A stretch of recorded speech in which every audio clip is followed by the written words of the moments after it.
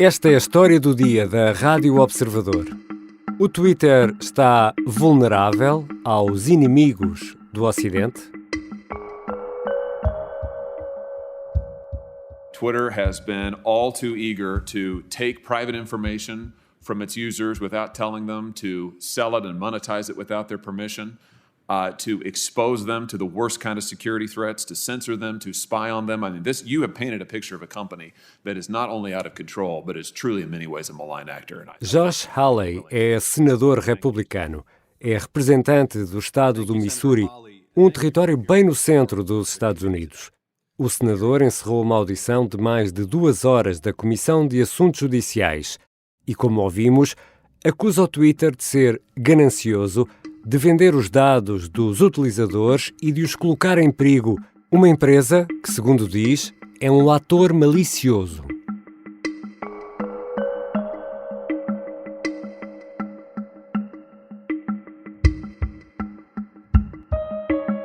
As empresas têm obrigações legais para garantir a segurança dos clientes e dos utilizadores, como, por exemplo, nos casos das redes sociais. No Twitter, partilham-se pensamentos, alegrias, tristezas, verdades, mentiras, partilha-se informação. Nos Estados Unidos, mas não só, investigam-se indícios de pouca preocupação, para não usar uma fórmula mais severa, pouca preocupação com a segurança dos utilizadores e dos dados que partilham.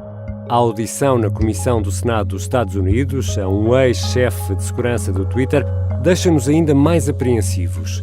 As perguntas e respostas foram acompanhadas pela jornalista do Observador, Kátia Rocha, com quem vou conversar.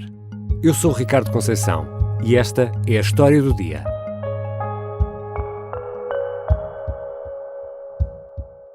Olá, Kátia. Olá, Ricardo. Tens conta no Twitter? Tenho. Então vou seguir-te, posso? Ok, para mim tudo é seguro? ok. Sim. É seguro?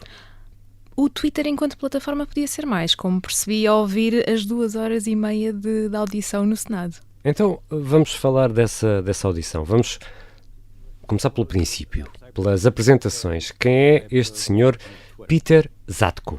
I appear before you today to answer questions about information I submitted in written disclosures about cybersecurity concerns I observed while working at Twitter. É um hacker veterano muito conhecido na comunidade, aliás, um dos nomes mais conhecidos que anda há anos a alertar para estas questões da segurança. Nos anos 90, curiosamente, já foi ao Senado, ainda era um miúdo, justamente para falar sobre esta história de segurança e as fragilidades na internet. Só que agora, entre novembro de 2020 e janeiro deste ano, foi o chefe de segurança do Twitter, portanto tinha aqui uma responsabilidade grande nesta rede social. E ele foi ouvido agora nesta comissão do Senado. Porquê, especificamente? Porque no mês passado veio a público fazer uma denúncia às fragilidades de segurança do Twitter, a dizer que tinha fragilidades muito graves, e aqui também a fazer chegar esta denúncia não só à Comissão do Mercado de Capitais dos Estados Unidos, mas também ao Departamento de Justiça e à Comissão Federal de Comércio. E referia não só que havia vulnerabilidades de segurança, mas também que os executivos estavam um bocadinho como que a fechar os olhos a esta questão da segurança e a estar mais focados no crescimento da base de utilizadores, que, vamos ser sinceros, é o que neste momento dá dinheiro ao Twitter. Fazer crescer esses utilizadores. E, olha, isso é uma boa deixa. Quantos utilizadores tem o Twitter? 238 milhões de utilizadores a nível global, mas esta métrica é importante, são os utilizadores ativos diários. Mas em Portugal não é assim uma rede de massas, não é? Não sabemos concretamente qual é que é o número de utilizadores do Twitter em Portugal, mas é um número que é considerável, mas ainda é visto um bocadinho como uma rede social de nicho, muito associada a uma questão de bolha. Só que nos Estados Unidos, por exemplo, é utilizado por pessoas por utilizadores comuns, vamos dizer assim. É muito importante nos Estados Unidos, não é? Toda a gente está no Twitter, não é? Sim, e foi uma rede social onde pelo menos políticos e aqui também órgãos de comunicação social perceberam logo que tinha a questão do imediatismo, que ajudava aqui a construir relações diferentes com o público. E estavas a dizer, este ex-responsável pela segurança no Twitter, no Senado norte-americano, transmitiu um testemunho que afinal nos deve deixar preocupados, é isso, Kátia? Sim, acho que a questão é essa, até porque ele retratou uma empresa que tem demasiada gente com acesso a demasiada informação importante e isso, em teoria, não devia acontecer. E foi isso que Peter Zatko disse nesta audição, que há pouco controlo interno, por exemplo, sobre o acesso aos dados dos utilizadores? Sim, ele dividiu muito a questão em metade dos trabalhadores do Twitter são engenheiros e, portanto, a partir do momento em que és engenheiro dentro do Twitter, tens acesso a praticamente tudo, porque, de acordo com o que ele diz, e é importante ressalvarmos aqui esta parte de que isto é a versão dele, o Twitter optou por não estar presente nesta apresentação, o que até mereceu assim uma farpa nos senadores, porque a justificação do Twitter foi o CEO não vai porque neste momento está-se a discutir a venda ou não do Twitter, e o senador até atirou que para eles devia ser mais importante a segurança dos utilizadores americanos e não tanto o que acontece à empresa, se é vendida ou não. Mas pelo discurso dele foi justamente isto, que há demasiada gente que tem acesso, um acesso que não é de todo controlado e em que nem sequer há registros de que empregados é que estão a aceder a que tipo de informação. Mas, Cátia, há um número para esses engenheiros? Quantos engenheiros são?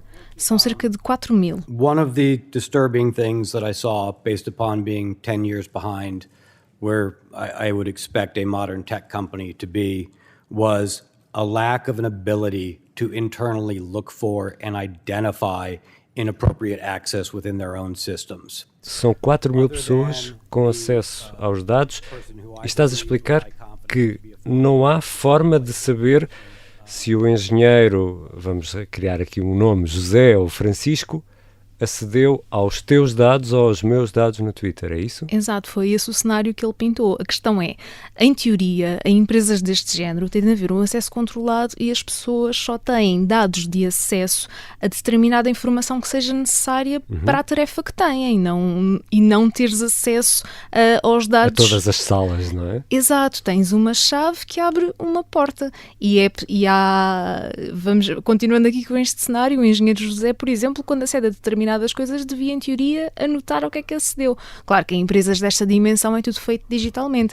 A questão é que, pelo que foi partilhado, não haverá esse tipo de registro, que é surpreendente numa empresa desta dimensão e com a importância global que o Twitter tem.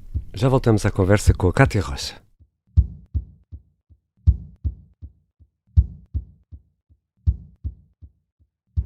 História России и Украины. Em russo, isto significa a história da Rússia e da Ucrânia. E José Milhazes vai explicá-la em bom português a partir do dia 22 de setembro, no primeiro curso da Academia Observador. E nem precisa de sair de casa. Inscreva-se em academia.observador.pt. Пока. Até lá. Academia Observador. Grandes cursos a pequenos preços. Cátia Rocha, mas o Twitter não foi obrigado há uns anos a rever medidas de segurança?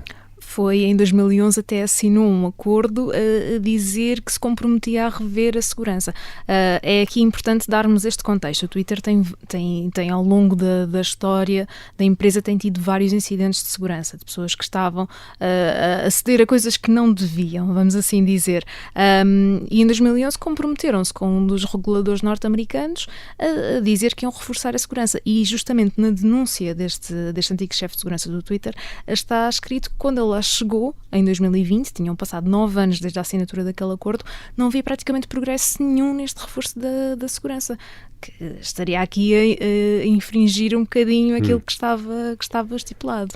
E esse acesso aos dados de que falavas e de que falou este ex-responsável pela segurança do Twitter, na prática isso pode traduzir-se em quê? Pode, por exemplo, abrir a porta à manipulação de publicações. Imagina, alguém em teu nome, Cátia, publica na tua conta este episódio da História do Dia. Isso seria uma boa ação.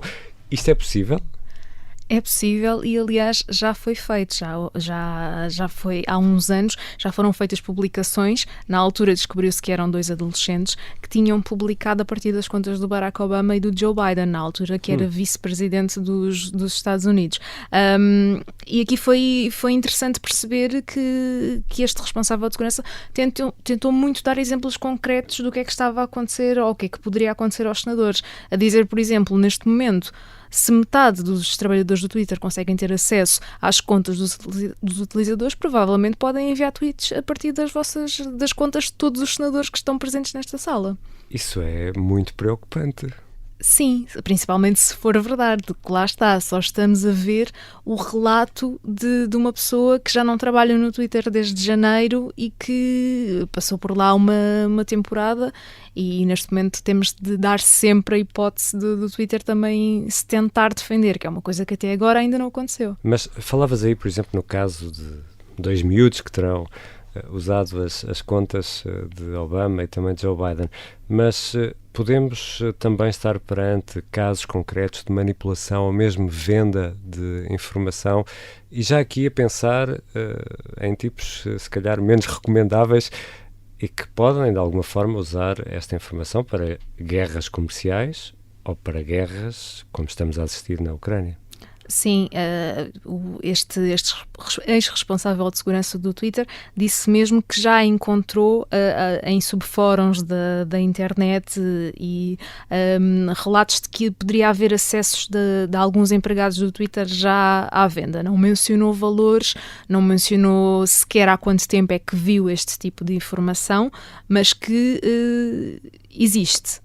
Já pode ter acontecido. E neste ponto foi uma audição muito, muito americana da parte destes senadores, principalmente os republicanos, muito focado na história de intromissão de agentes ligados a estados como a Arábia Saudita ou a China, que também já foi documentado que até já aconteceu no Twitter. Já se percebeu que em tempos alguns empregados que tinham ligações a esses estados um bocadinho a trabalhar como agentes infiltrados e a conseguir aqui aceder a informações de utilizadores. E temos de ter consciência que o Twitter é muito utilizado por políticos e tem uma base importante de agências governamentais. Portanto, é informação muito sensível, claro, que está naquele lado.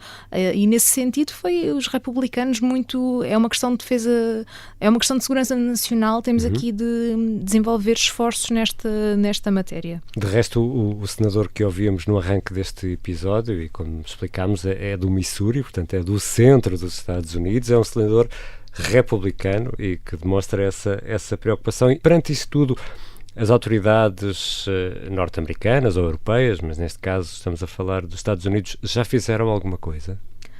Tentam fazer, e foi isso outro dos pontos que tentam fazer, que foi discutido nesta audição, é que a FTC, que neste caso é a entidade que tem de regular esta questão... Será uma espécie de autoridade da concorrência, talvez? Um bocadinho, penso que será o equivalente. A questão é que, dada a dimensão deste tipo de empresas, e esta entidade é também quem tem a cargo um Facebook, agora a Meta, uma Google, uma Amazon, Apple, são empresas de dimensões demasiado grandes para os meios que esta entidade tem. E, portanto, fica a promessa de que a ideia é reforçar um bocadinho aqui estes poderes, mas, curiosamente, a Zadko referiu que há reguladores, inclusivamente europeus, como é o caso do regulador francês, que inspirava aqui um bocadinho mais de medo ao Twitter do que propriamente o regulador dos Estados Unidos. I also noticed that of all of the regulators, some of the foreign regulators were much more feared than the FTC. For instance, the French CNIL, the CNIL. The French version of the FTC, terrified Twitter in comparison to the FTC. And when I looked at why, it was because there was more of a fear that it wouldn't be a one-time fine. Mas as multas não são daquelas multas astronómicas? A questão é que no caso das multas que foram aplicadas ao Twitter, fala-se de multas de 150 milhões de dólares, o que para uma empresa que tem uma faturação que anda na escala dos milhares de milhões, é uma escala diferente, e foi isso que este responsável tentou justificar. É que a questão do regulador europeu não é um caso único. Seria, além de uma coima, tinha também aqui a questão da reputação. E no caso do regulador americano era uma multa que se pagava uma vez e pronto, era um episódio. E como diria Jorge Jesus, são peanuts, não é? 150 milhões. E no meio disto tudo, o Twitter continua à venda? Bem, isso aí é toda outra questão, e é uma questão muito mais complicada. O Twitter, em teoria, continua à venda, e o Twitter quer muito ser comprado. A questão é que quem em tempos quis comprar o Twitter agora já não está assim tão interessado. Elon Musk, exatamente. É o homem de que se fala sempre.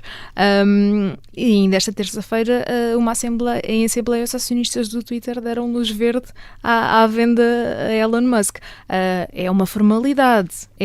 A questão é que só se vai perceber se Elon Musk vai mesmo comprar o Twitter a partir de outubro, que é quando se dá o julgamento que quer obrigar Elon Musk a comprar a rede social. Kátia, por tudo aquilo que disseste, com base na audição do antigo responsável de segurança no Senado, parece que o Twitter, que é uma rede com 238 milhões de utilizadores, com peritos de top em informática e em redes, deixou a chave do cofre debaixo do vaso à entrada de casa, ou deixou mesmo a porta encostada? Nem isso. Foi usada uma expressão desse género nesta audição, que fizeram essa pergunta, e a resposta foi que até havia chaves, não havia fechaduras nas portas.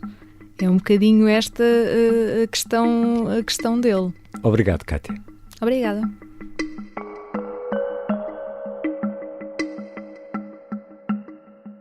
A Kátia Rocha é jornalista do Observador e acompanha temas ligados à tecnologia. Assina um especial sobre esta audição no Senado, que tem ainda mais pormenores sobre o que foi dito durante mais de 2 horas. Esta foi a história do dia. A sonoplastia e a música do genérico são do João Ribeiro. Eu sou o Ricardo Conceição. Até amanhã.